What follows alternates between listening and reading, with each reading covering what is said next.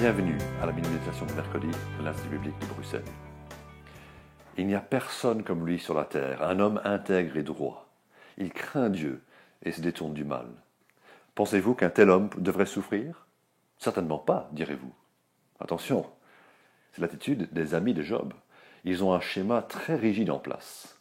Selon eux, l'innocent ne souffrira pas. Seul le coupable va souffrir. La justice de Dieu était leur appui et il y a plusieurs textes dans la Bible, notamment dans les psaumes et les proverbes, qui vont dans ce même sens. Et pourtant, il y a dans cette vie, dans ce monde, pas mal d'injustices. Je dois faire attention, parce que je ne dis pas que Dieu commet une injustice. Dieu ne fait jamais le mal. Et tout ce que Dieu fait est juste.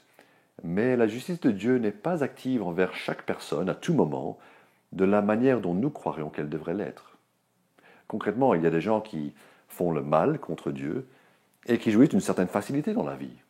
Job s'en plaint au chapitre 21. Pourquoi les méchants vivent-ils? Pourquoi les voit-on vieillir et même développer leur force? Il ajoute, dans leur maison règne la paix, sans aucune peur. Le bâton de Dieu ne vient pas les frapper. Que devons-nous penser d'eux? Ces méchants qui sont en paix expérimentent la patience de Dieu. Cela ne devrait pas les faire croire que Dieu est injuste et qu'il ne va jamais punir le mal, ou qu'il est impuissant et qu'il ne pourrait jamais le faire. Il y a d'autres gens, comme Job, qui vivent dans une dépendance de Dieu, en cherchant à lui plaire dans tous les domaines de leur vie. Ils ne sont pas parfaits, mais ils sont pardonnés, et ils s'efforcent de vivre une vie juste. Ces gens-là ont parfois de grandes difficultés, ce qui est impensable pour les amis de Job qui ne comprennent pas cela. Ils ont insisté sur le fait que les souffrances ne devraient atteindre que des coupables. Or, il y a des gens innocents comme Job. Aujourd'hui, je pense à des chrétiens dans les églises persécutées, à l'étranger, ou d'autres personnes qui ont perdu leur travail, ou qui sont calomniées quand elles n'ont rien fait de mal. Est-ce une injustice?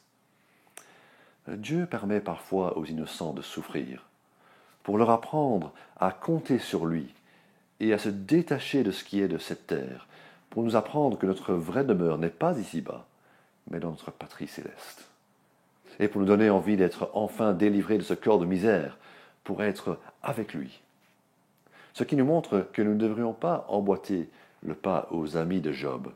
Au lieu de voir un lien trop direct entre mal et souffrance, bien et bénédiction, soyons conscients de la grâce de Dieu qui est à l'œuvre.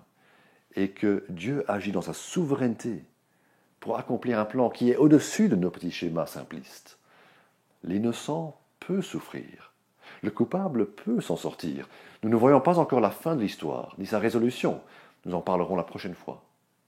Notons pour le moment que la Bible dit vrai. Elle décrit la vie telle qu'elle est. L'Ecclésiaste et Job nous montrent comment est la vie présente, en réalité. Et n'oublions pas que la souffrance ne remet pas en cause la justice de Dieu, qui jugera le monde avec justice par l'homme qu'il a désigné, Jésus-Christ.